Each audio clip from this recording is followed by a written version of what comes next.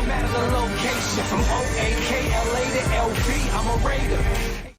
Raider Nation, what's going on? You're watching the Raiders Report. Today's show presented by Magic Spoon. Head on over to magicspoon.com/Raiders, where you guys can save $5 off the best tasting healthy cereal on the market.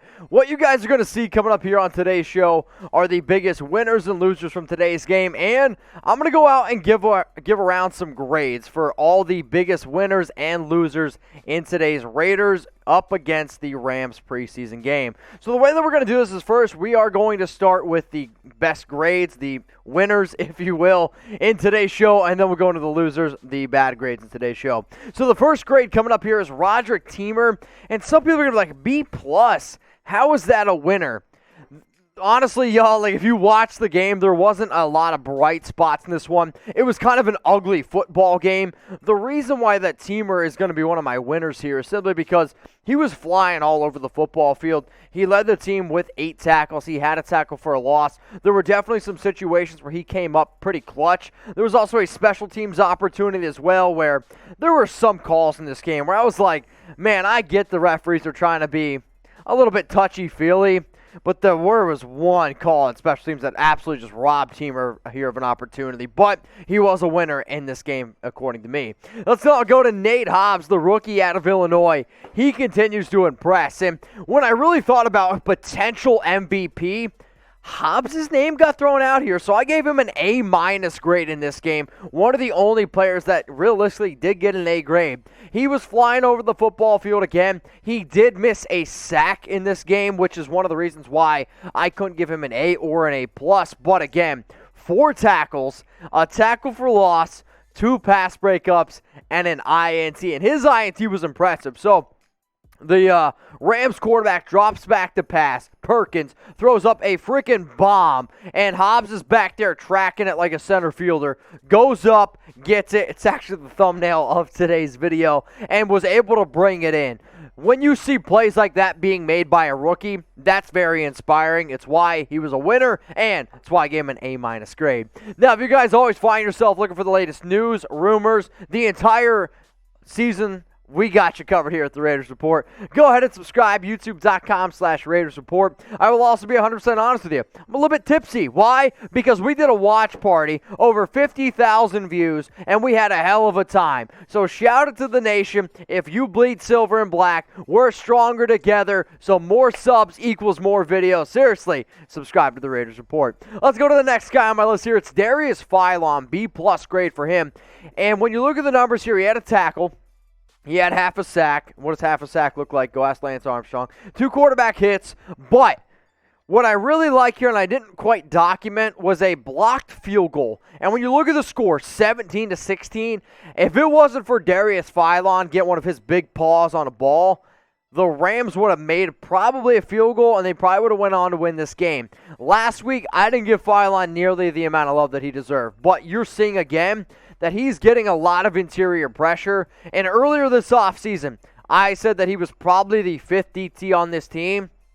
I actually think he right now is the 4th best defensive tackle. Obviously, we haven't seen Gerald McCoy yet, but he has clearly jumped Kendall Vickers on the defensive back depth chart. And as far as I'm concerned, Darius Philon is much more of a lock to make the 53-man roster than Kendall Vickers. But hey, what do I know? Now, something that I do know is this company, Magic Spoon, they have perfected healthy cereal, and you guys can get $5 off your very first order by going to magicspoon.com/Raiders. If you don't remember that link, guess what? I got you covered. It's in the description. It's also down in the comments section. So this stuff is high in protein. Imagine the cereal they ate as a kid, but it still tastes good, and it's actually good for you.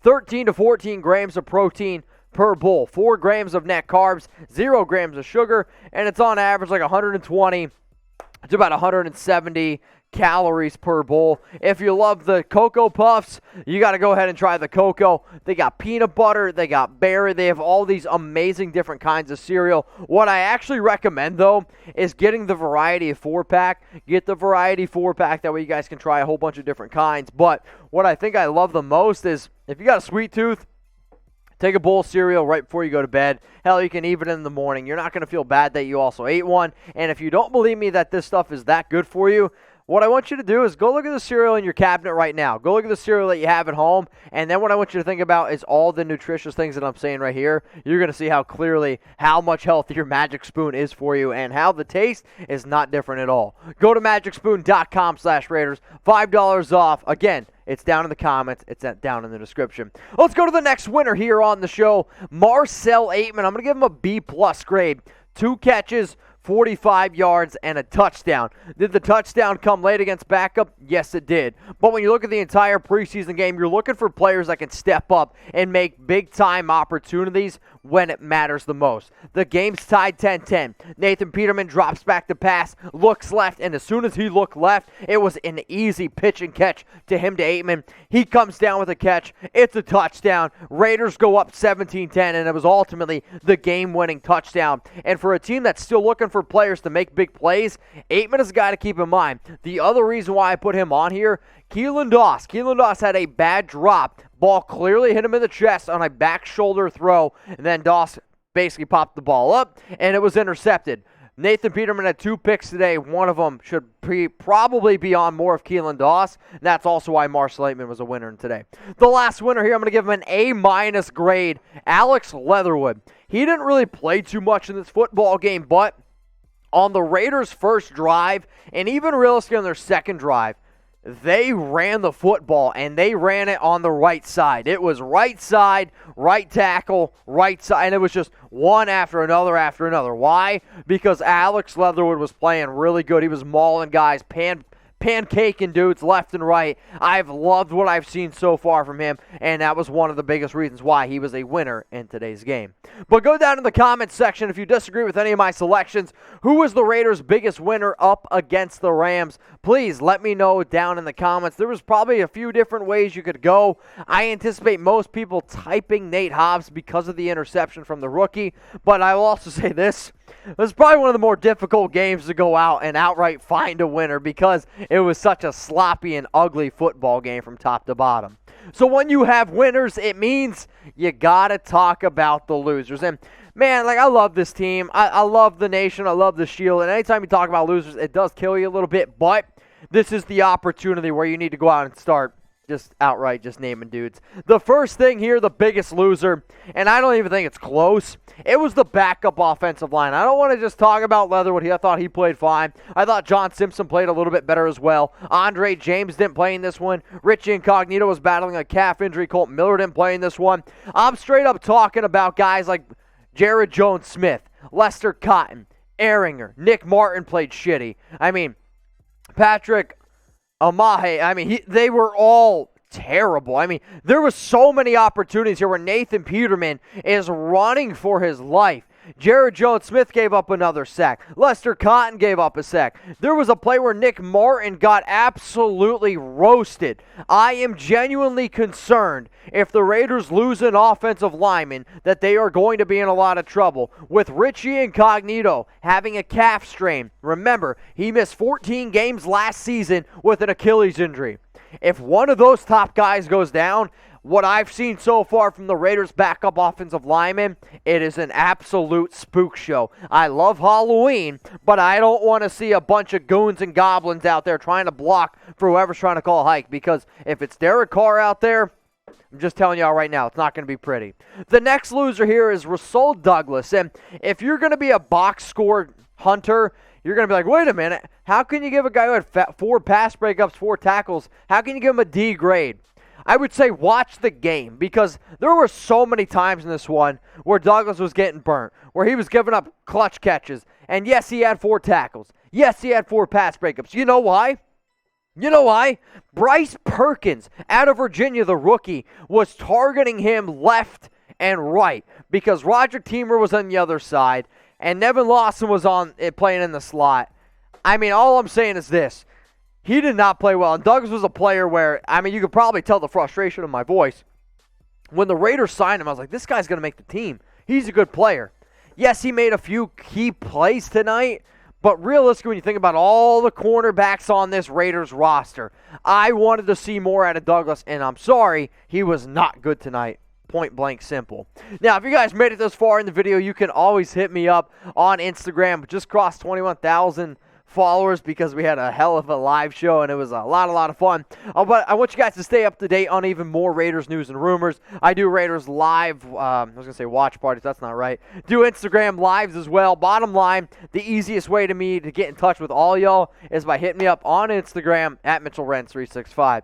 Now this next name I want to bring up, and it's more from a news and rumor standpoint. I am not calling Javin White a loser by any means whatsoever. He is anything but that. However, if anything, Raider Nation's a loser in this one. And what do I mean? You could potentially be losing a very good and young player in White. So there was kind of a scary play in tonight's game where he goes down, he's holding his knee, he goes into the medical tent, they review him quickly, he then gets carted off the field, he's got his face covered up with a towel, and he's bawling his eyes out crying. White's in a fun story. He's a great fit in the Gus Bradley system. He had 3 tackles this game, 2 pass breakups. Last week was one of my clear winners. He had a brilliant play today. Nevin Lawson gets kind of burnt on a post route. White makes up so much ground, ends up breaking it up with his big old hand there. And, I mean, as soon as you saw him go down, go on Twitter, go on Instagram. You could see the reaction by Nation. I mean, this one hurt, man, and I hope Javin White comes back quick. I have not got an update. The only thing that I've personally have seen that is a sprained MCL. I don't know the logistics of that. I personally have hurt my MCL. It took me about 6 to 8 weeks to fully recover, but I will get more of an update, and as soon as I do, I will keep you guys updated here. But I understand this is winners and losers. I understand it's grades. I'm not giving Javin White a bad grade, and I'm not calling him a loser. I just realistically wanted to give him the respect that he deserves and put him in this video, so this is the opportunity where I felt like, you know what, here's his best chance. So what you got to do now is you got to pick one. You got to pick one. Who's the biggest loser versus the Rams? If you want to pick one of the offensive linemen, it's probably the route to go. If you just want to go ahead and type offensive line, that's fine too. I also was not impressed by the defensive interior. Well, the Raiders were not able to get a lot of pressure whatsoever in this game. Malcolm Kuntz, I get that he had some sacks, but he had some other opportunities to get some extra sacks as well and some extra tackles, was unable to do it. But a pretty ugly game from top to bottom. But if you guys could, let me know the biggest loser versus the Rams. What you guys are going to see coming up more in the week is more news and rumors. And then I'm going to be live on Tuesday, 6 p.m. Eastern Time, 3 p.m. Pacific. I don't want you to miss it. So please go ahead and subscribe. Click that big red button underneath the video. It's what? It's Sunday. I'm getting ready. I got today off. It's 1:30 in the morning. I'm going out. Y'all have a good night. Enjoy the rest of your night. The Raiders are 2-0. That's the most important thing. Remember, just one, baby.